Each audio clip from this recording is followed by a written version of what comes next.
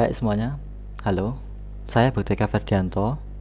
Saya dari Sistem Informasi Udinus Kediri. Kali ini saya akan melakukan penjelasan tentang klasifikasi decision tree. Pada pertemuan kali ini, dataset yang saya gunakan adalah dataset dari CDC Diabetes Health Indicators, yang dimana data ini memiliki 250.000 sampel dengan 21 fitur, dan juga target utamanya adalah diabetes binary. Pada tahap load G drive, pertama-tama kita mendefinisikan tentang folder mana yang akan kita gunakan untuk project kali ini. Nah, di sini saya menggunakan UTS-MPD. Kemudian kita mengimport library yang akan kita gunakan untuk project kali ini. Ada Pandas, NumPy, dan seterusnya. Kemudian kita membaca dataset dari folder yang telah kita set sebelumnya. Nah, separator yang kita gunakan adalah koma. Di sini koma. Kemudian NA value-nya di sini adalah tanda tanya. Coba kita cari. NA value-nya tidak terdeteksi. Kenapa tidak terdeteksi? Karena di sini missing value-nya itu adalah no. Jadi dataset ini tidak memiliki data yang hilang. Datanya itu sudah utuh semuanya. Kemudian ini adalah tampilan dari beberapa dataset itu. Pada informasi dataset ini terdapat 250.000 sampel, yang dimana semua fiturnya ini bertipe float 64 atau numerik. Kemudian lanjut ke baca informasi missing value.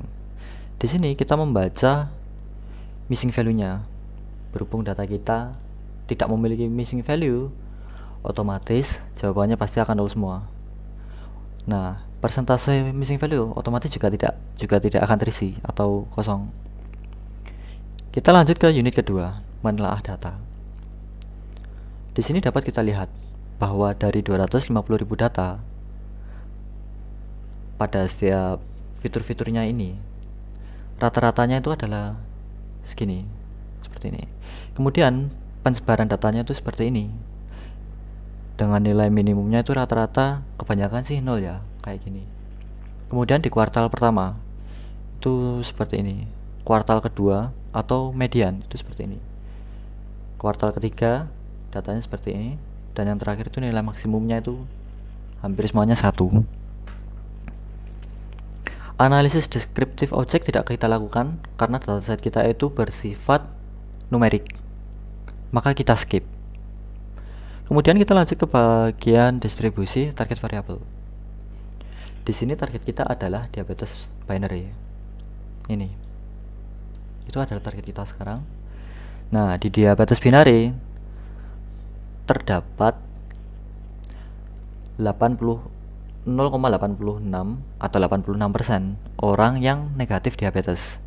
Sedangkan terdapat 0,13 atau 13% orang yang terkena diabetes.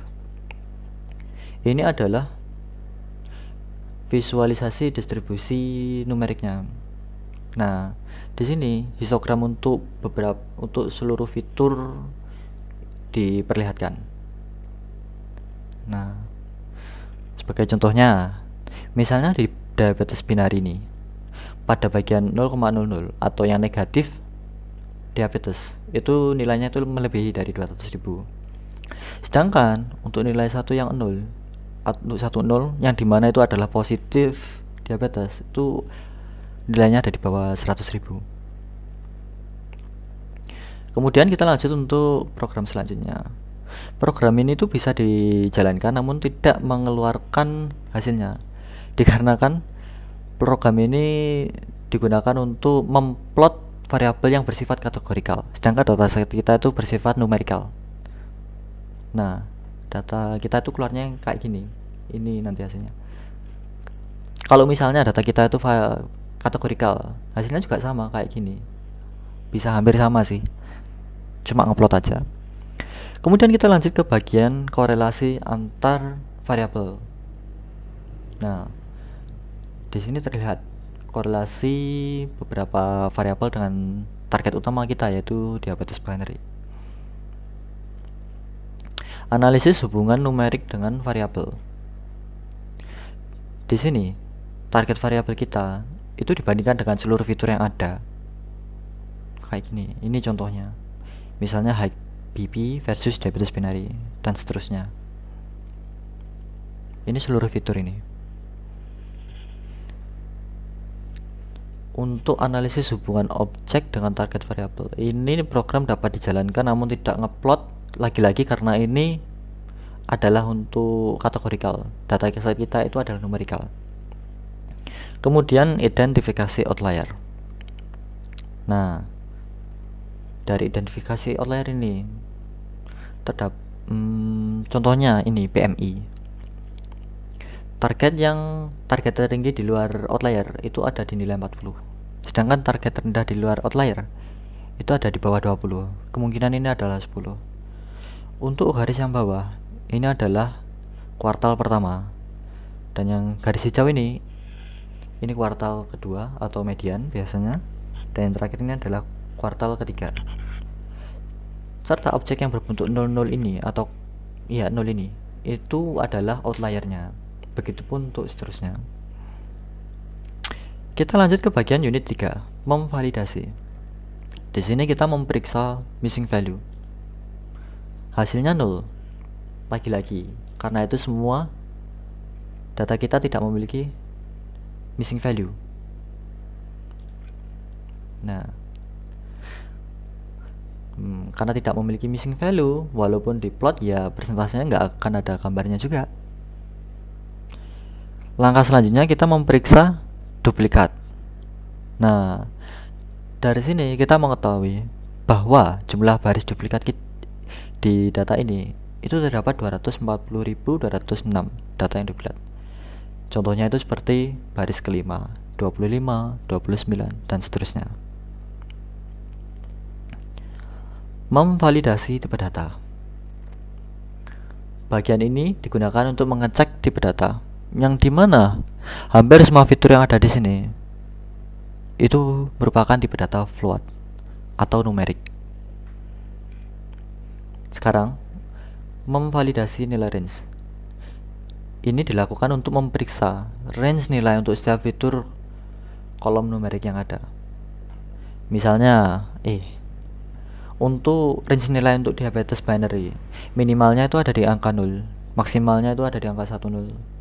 Nah, begitupun juga untuk range nilai untuk high BP, yang dimana minnya itu ada di 0,0 dan maxnya ada di 1,0, dan begitupun seterusnya. Pada bagian unit kelima, membersihkan data. Di sini menangani missing value. Karena kita tidak memiliki missing value, data kita itu sudah jadi agak bersih gitu. Jadi nggak akan ada perbedaan. Data yang belum dibersihkan dan data yang sudah dibersihkan tidak ada perbedaan, karena memang data kita itu tidak ada missing value. Berhubung project yang saya gunakan ini tidak menggunakan outlier, maka pada kesempatan kali ini saya akan men-skip bagian outlier. Kita lanjut ke bagian menangani duplikat. Di sini terdapat bahwa duplikat tadi itu berjumlah 24.206. Kemudian duplikat itu di drop atau dihapus. Nah, jumlah data yang tersisa setelah duplikatnya itu dihapus itu ada di 229 ribuan. Ini sedikit infonya. Terdapat 229 ribuan dari 250 ribuan data yang ada. Berkurang karena memang sudah dihapus duplikatnya. Ini tampilan sedikit data setelah dibersihkan tadi. Nah, bagian sini ini tuh untuk menyimpan data yang sudah bersih menjadi bentuk CSV.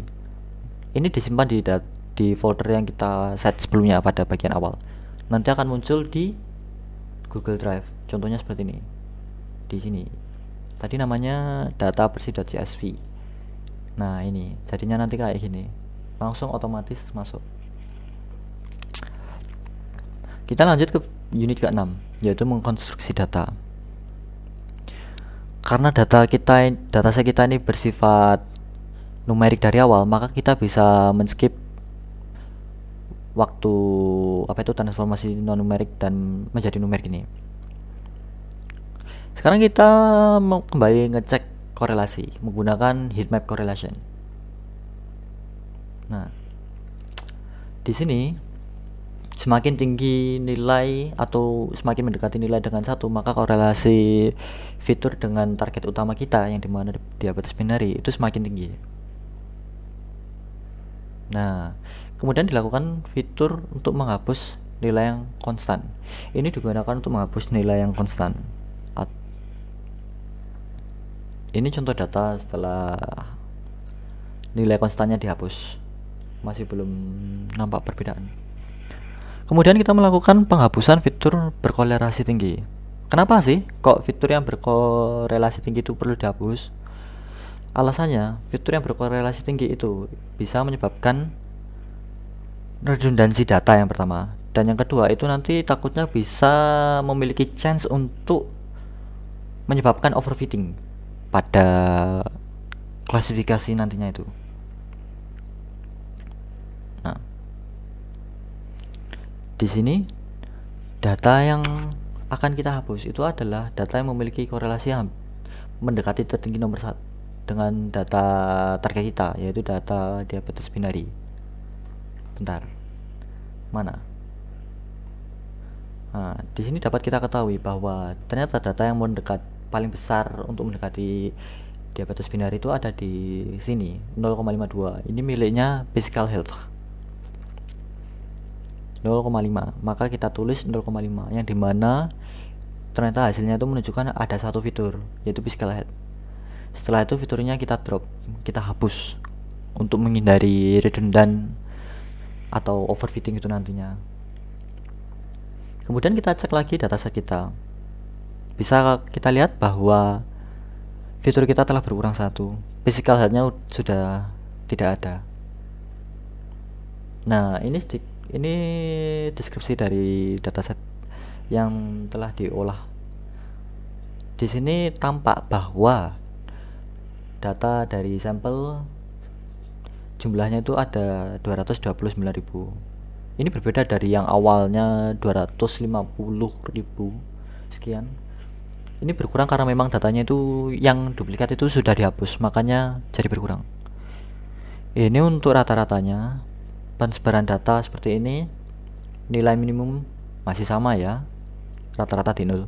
Kemudian di kuartal pertama, kedua atau median, kemudian kuartal ketiga datanya seperti ini, dan terakhir nilai maksimum yang rata-ratanya itu 10. Ya, kita cek kembali korelasinya menggunakan correlation heatmap. Di sini tampak terlihat bahwa physical health itu sudah tidak ada. Harusnya tadi ada di sekitar sini dengan nilai 0,52 kalau nggak salah.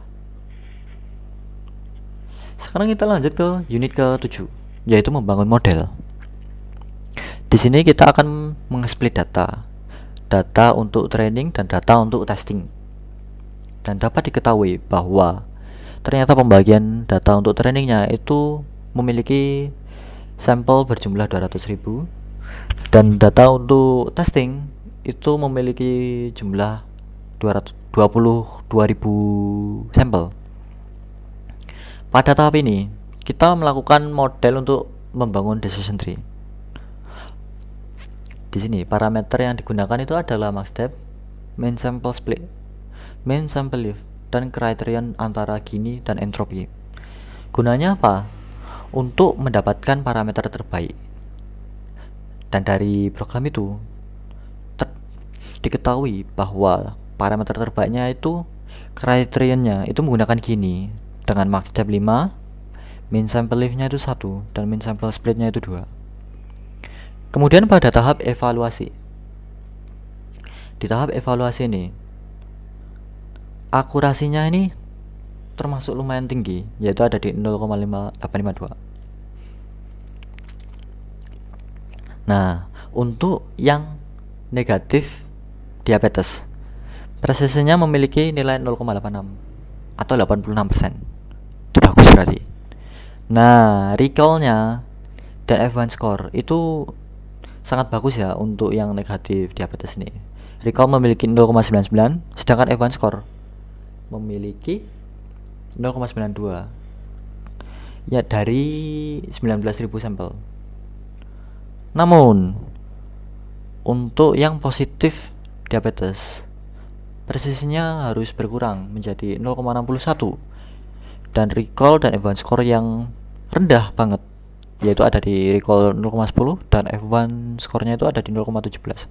Namun perlu diingat, hasil yang positif diabetes ini bisa tidak akurat itu dikarenakan memang data yang digunakan itu adalah data yang minor, karena kebanyakan datanya itu digunakan untuk ngetraining yang di negatif diabetes ini 19.000, sedangkan yang positif cuma 3.000 aja, jadi minor. Di sini terdapat confusion metric. Nah, pada bagian ini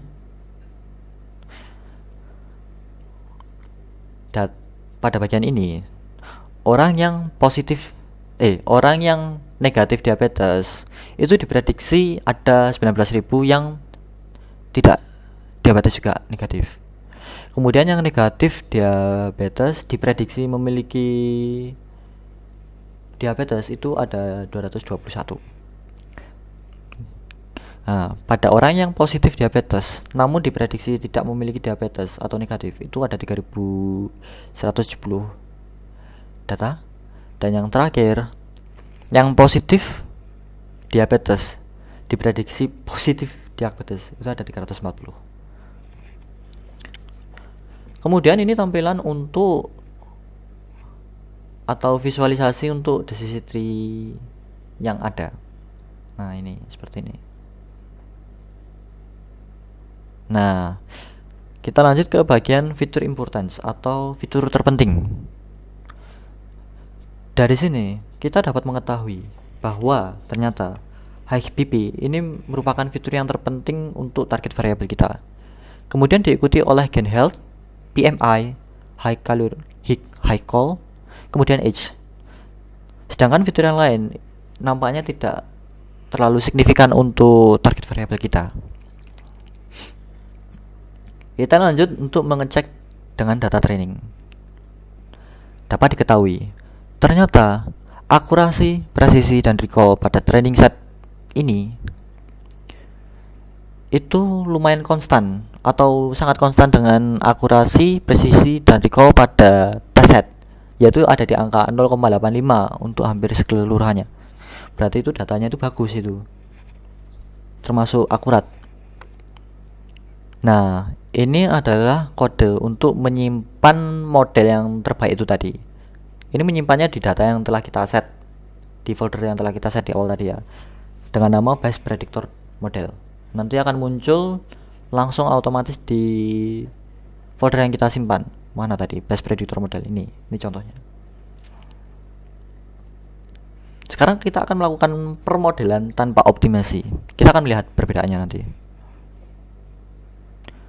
Dan di sini ternyata kita mengetahui bahwa akurasi, presisi, dan recall pada training set memiliki nilai yang sangat fantastis, yaitu ada di nilai 0,99 atau 99% ya. Sedangkan untuk akurasi, presisi, dan recall naasnya tes set mereka itu memiliki nilai yang agak jauh dari training set mereka, yaitu ada di angka 0,77, yang dimana data ini itu nggak normal, dan ini mengindikasikan bahwa data ini sebenarnya overfitting. Ini adalah, kemudian kita lanjut ke hasil pelaporan untuk komparasi yang data yang dioptimasi dengan data yang tanpa dioptimasi. Nah, di sini kita mengetahui bahwa ternyata data yang kita optimasi itu memiliki training akurasi dan tes akurasi yang hampir selaras, yaitu di 0,85, yang berarti data ini sebenarnya itu cukup baik. Nah, pada bagian yang machine learning data biasa yang tidak dioptimasi, itu memiliki nilai training akurasi yang sangat fantastis 0,99, namun tes akurasinya cuma ada di 0,77. Yang dimana ini timpang tindihnya atau overfittingnya ini agak berbeda jauh gitu ya. Ini untuk perbedaan akurasi, recall, dan precision. Seperti ini. Nah, terakhir, ini adalah visualisasi dari training akurasi dan tes akurasi. Bisa kita ketahui bahwa bahwa machine learning data biasa terdapat perbedaan yang cukup signifikan. Ini yang di atas ini ada di nilai 9,9. Iya, 0,9 dengan di sini 0,7an ini agak berbeda ini, jadi overfitting itu, datanya nggak normal. Sedangkan untuk data yang teroptimasi ini cukup konstan, sehingga mengindikasikan bahwa data yang telah dioptimasi itu merupakan data yang cukup akurat dan baik. Baik, sekian dari saya. Apabila ada salah dalam pengucapan kata, saya mohon maaf. Terima kasih telah mendengarkan sampai akhir ini. Sekian, bye-bye.